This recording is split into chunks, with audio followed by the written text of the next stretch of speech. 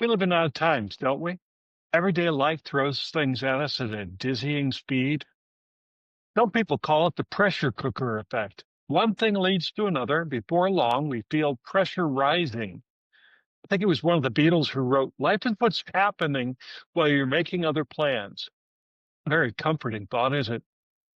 Maybe it's dealing with your spouse, a child, a sibling, or if you're still working, maybe it's the rumor of a layoff or downsizing, and suddenly you get that feeling in the pit of your stomach as you imagine yourself saying, "Hi, welcome to Walmart." For me, the crisis came to a head in 2021. My nephew, who is like a brother to me, was diagnosed with cancer. He was given about 6 months to live, but he only lasted a matter of weeks. Then my older brother passed away just a few months later, and before the year was out, I lost my brother in law as well. And to top it all off, I had a huge project at work that loomed in front of me. The pressure was intense, the pain was real, and I wasn't sure how to make sense of it all. And Bill Hennessy. My friends call me the retirement igniter. I help people like you who are in or nearing retirement uncover your unique purpose as you develop powerful connections with others who are in the same season, facing the same challenges. When I first realized that I was coming closer to the end of my career than I was at the beginning, I started observing people as they navigated toward retirement. And what I saw concerned me a lot. Very few people anticipated the transition outside of maybe caring for their retirement finances. Many had a deer in the headlight look in their eyes, and others got angry and frustrated by transitions that seemed forced on them. Either way, it was evident to me that I needed to figure out how to make this transition God's way and without losing my identity in the process.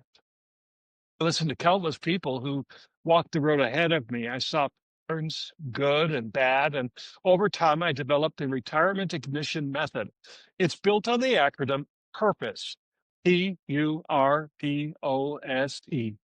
Today I want to talk about the first P and reflect. It's a step inspired by Jesus urging his disciples to take a break in Mark chapter 6, verse 31. And he said to them, "Come away by yourselves to a desolate place and rest a while, for many were coming and going, and they had no leisure even to eat." Does that sound familiar to you?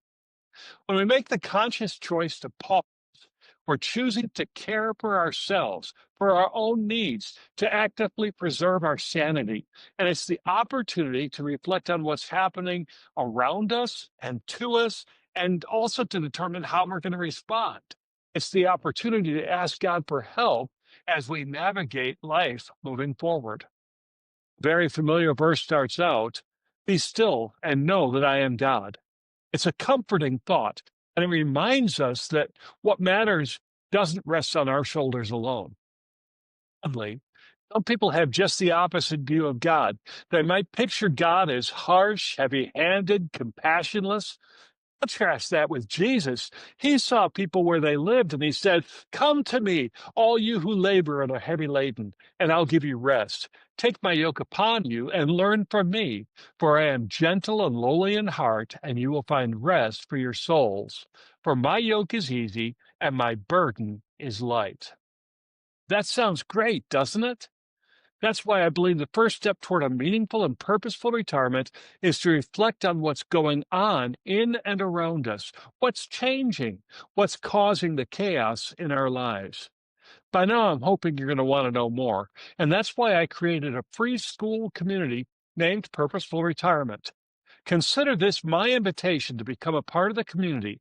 And when you do, you're going to find resources, friendship, and in the days ahead, courses, even a premium membership that will include weekly group coaching calls where members can exchange ideas and stories, discover opportunities to grow and serve, and build friendships across the country and even around the world. To check it out, go to skool.com and search for Purposeful Retirement. It's a simple process. I hope you will join.